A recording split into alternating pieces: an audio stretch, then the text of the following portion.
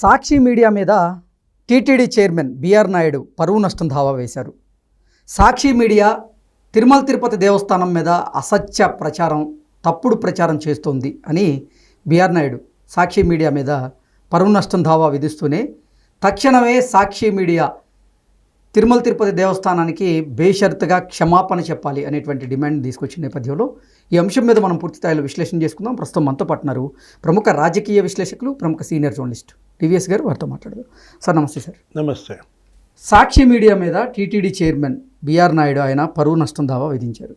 సాక్షి media Tirumala Tirupati దేవస్థానం మీద అసత్య ప్రచారం, తప్పుడు ప్రచారం చేస్తుంది అంటూ బిఆర్ నాయుడు సాక్షి మీడియా తక్షణమే తిరుమల తిరుపతి దేవస్థానానికి బేషరతుగా క్షమాపణ చెప్పాలి అంటూ కూడా ఆయన డిమాండ్ చేస్తూ ఉన్నారు.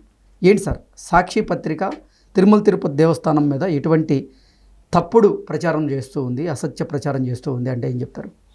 అంటే జరగనవి జరిగినట్టుగా ఒక ఫేక్ న్యూస్ ఫ్యాక్టరీగా మారింది. ఏది కల్పిత వార్తల్ని ప్రజల్లోకి బలంగా పంపించటం, ఆయా వర్గాలని రెచ్చగొట్టడం, ఉద్రిక్తతలు సృష్టించటం, తద్వారా వైఎస్ఆర్ కాంగ్రెస్ పార్టీకి, జగన్మోహన్ రెడ్డికి ప్రయోజనాలు కలిగించటమే లక్ష్యంగా ఒక ఈ నిన్న జరిగినటువంటి ఆ అమరావతి ఆ ముంపు ప్రచారం కావచ్చు. అసలు ప్రత్యేకించి ఎందుకు ఇంత కక్ష కట్టారు? ఇటు అమరావతిపై కక్ష కట్టారు, టీటీడీ మీద కక్ష కట్టారు, ఒక్కొక్కళ్ళని ఒక్కొక్క చోట మోహరించారు. ఏది ఫేక్ న్యూస్ తయారు చేయడమే వాళ్ళ పనిగా పెట్టుకున్నారు. ఓకే, మనం చూసాం నిన్నేంటి అసలు అమరావతిలో భారీ వర్షాలకు మునిగిపోయింది అని అంబటి రాంబాబు ఎక్కడో పశ్చిమ బెంగాల్లో వీడియో తీసి ఆయన పోస్ట్ చేస్తాడు. అది కాస్త నీకు ఓపెన్ అయ్యి అందరూ ధ్వజం ఎత్తితే వెంటనే మళ్ళీ ఆయనే కొన్ని చోట్ల తిరిగి ఇదిగో చూడండి నీళ్లు, ఇదిగో చూడండి నీళ్లు అంటాడు. పొలాల్లో నీళ్లు నిల్వ ఉండగా భారీ వర్షాలకు ఏం నిల్వ ఉంటాయి?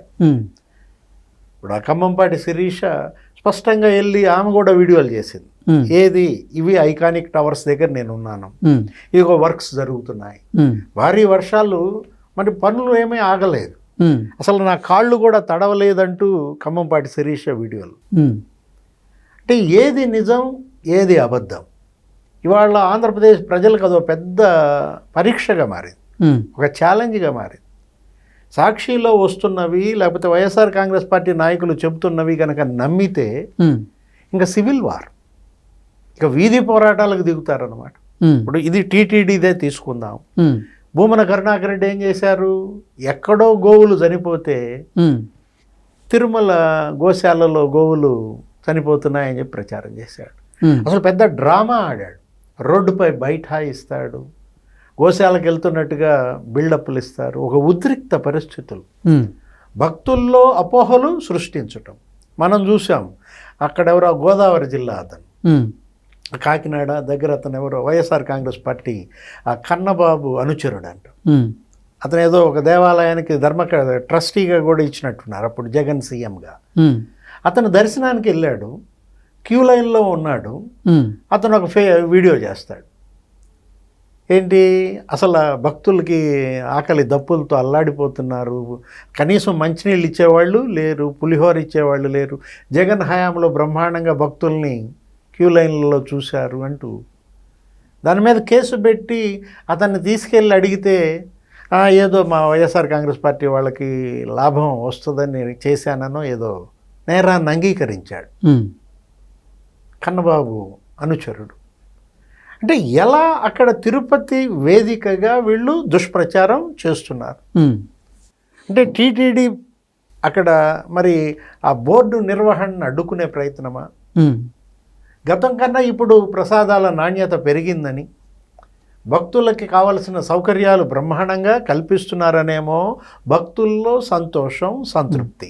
నేను వెళ్ళాను కదా సార్, నేను భక్తుల అభిప్రాయాలు స్వీకరించేందుకు తక్షణం అక్కడికి వెళ్ళాను. అక్కడ వాళ్ళ అభిప్రాయం చాలా బాగుంది.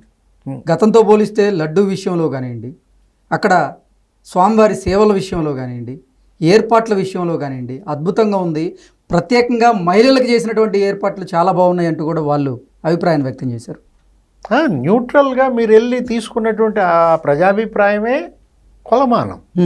ఇప్పుడు ఒకటి అప్పుడు జగన్మోహన్ రెడ్డి హయాంలో మహాప్రసాదం ఉమ్, ఏది లడ్డు మరి కల్తీ నెయ్యితో తయారు చేయడం, ఇప్పటికే అది కేసు. ఉమ్, ఏది సిబిఐ విచారణ చేస్తోంది సుప్రీంకోర్టు పర్యవేక్షణలో. ఒక 5-6 అరెస్ట్ చేశారు. ఆ డైరీ నిర్వాహకుల్ని, ఆ బోలేబాబా డైరీ అని, వైష్ణవి డైరీ అని, ఏఆర్ డైరీ అని, వాళ్ళకి బెయిల్ మీద విడుదలయ్యారు. ఉమ్, అంటే ఇప్పుడు సుబ్బారెడ్డి హయాంలో ఎన్ని అవినీతి కుంభకోణాలు జరిగాయి, ఉమ్, భూమన కరుణాకర్ రెడ్డి హయాంలో ఎన్ని స్కాములు జరిగాయి, ఇప్పుడు మరి బిఆర్ నాయుడు చైర్మన్గా ఎలా సాగుతోంది టీటీడీ నిర్వహణ. ఉమ్, భక్తులే నీకు చెప్తున్నారు కదా, ఏది మంచి సువాసనతో చక్కటి లడ్డూ ప్రసాదం మేము తింటున్నాం. ఉమ్. అక్కడే కాదు, మొత్తం అన్ని ఆలయాల్లో కూడా మార్చేశారు. లడ్డు పట్టుకుంటేనే చేతికి నెయ్యి అంటుతుంది.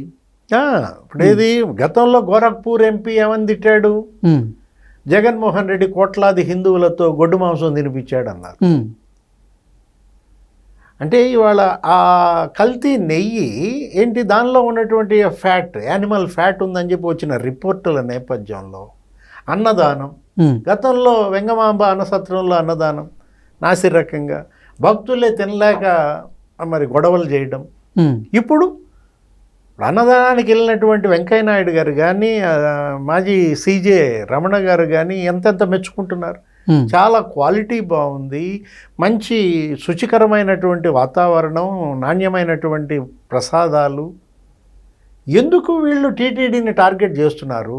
ఉమ్, పదే పదే టీటీడీ మీద ఎందుకని ఇలా వీడియోలు చేస్తున్నారు? ఎవరో ఒక ముస్లిం భక్తుడు, ఉమ్, అతను ఏదో టోపీ పెట్టుకున్నాడంట, ఎవరో ఇంకొకడు వీడియో తీస్తాడు, ఒకడు టోపీ పెట్టుకున్న బస్సు ఎక్కితే నేను జైల్లో పెడతారంటాడు. ఉమ్, ఎవరాళ్ళు అసలు? ఆ వీడియో చేసింది ఎవరు? ఉమ్, అంటే ఎందుకు అలా మత విద్వేషాలు రెచ్చగొడుతున్నారు? అంటే హిందువుల్ని, ముస్లిముల్ని, అంటే ఒక రకంగా ఆ మత ద్వేషాలు రగిలించి మీ రాజకీయ ప్రయోజనాలు పొందే కుట్రలా? ఉమ్, ప్రతి చోట అదే. ఏది సాక్షి ఛానల్ కావచ్చు, ఆ సుమన్ టీవీకి కూడా మన నోటీసులు ఇచ్చినట్టున్నారు. ఉమ్, ప్రకాశం బ్యారేజీ 67వ గేటు ఇరిగిపోయింది, బెజవాడ మునిగిపోతుంది, ఉమ్, బ్రహ్మాండంగా గేట్లన్నీ మూసేసి ఉంటే అంటే ప్రజలని బెంబేలెత్తించడం ద్వారా ఏం చేయాలనుకుంటున్నారు? ఉమ్, ఈ ప్రభుత్వంపై చెడ్డ పేరు తీసుకురావడం. ఎక్కడన్నా నిజంగా తప్పులు జరిగితే ఎత్తి చూపించాల్సినటువంటి మీడియా ఉమ్, ఒక పార్టీని భుజానేసుకుని ఒక నాయకుడి యొక్క ప్రయోజనాల కోసం ఈ విధంగా మత ద్వేషాలు రెచ్చగొట్టడం, ప్రాంతీయ ద్వేషాలు రెచ్చగొట్టడం. అతను ఎవరో వాణిజ్య పన్నుల అధికారంట ఉమ్, తిరుపతిలో, అతను నిన్న పోస్టులు పెట్టాడు. ఉమ్, ఆయన అసలు ప్రధాని మోడీ మీదే పోస్టులు పెడతాడు. ఎవరైనా సుభాష్ చంద్ర బోసో ఏదో ఉంది అతని పేరు. వెనుకబడిన ప్రాంత నిధులంట అమరావతిలో ఖర్చు పెడుతున్నారంట, ఇదేనా క్వాంటమ్ సిటీ అంటాడు, ఇదేనా డ్రోన్ క్యాపిటల్ అంటాడు. అంటే ఎలా వీళ్ళు జగన్మోహన్ రెడ్డికి, వైఎస్ఆర్ కాంగ్రెస్ పార్టీ కుట్రలకు పావులుగా మారుతున్నారా, ఉమ్, లేకపోతే వీళ్ళే గీత దాటి ఈ విధమైనటువంటి చర్యలు తీసుకుంటున్నారా? మొత్తానికి బిఆర్ నాయుడు గారు మాత్రం నోటీసు కూడా మామూలుగా ఇవ్వలేదు అనుకుంటే. ఏంటి అసలు సాక్షికే కాదు, మేడం భారతికి కూడా ఇచ్చినట్టున్నారు. 10 కోట్లకి దావా వేశారు. అదేంగానే నీకేం గుర్తొస్తుంది?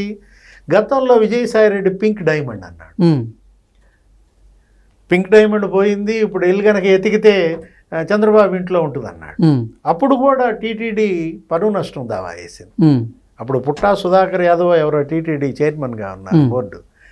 విజయసాయిరెడ్డి మీద 10 కోట్లకి వేశారు అప్పట్లో. ఉమ్, అసలు పింక్ డైమండే లేదు. ఆ మాట ధర్మారెడ్డి చెప్పాడు, వాద్రా కమిషన్ చెప్పింది.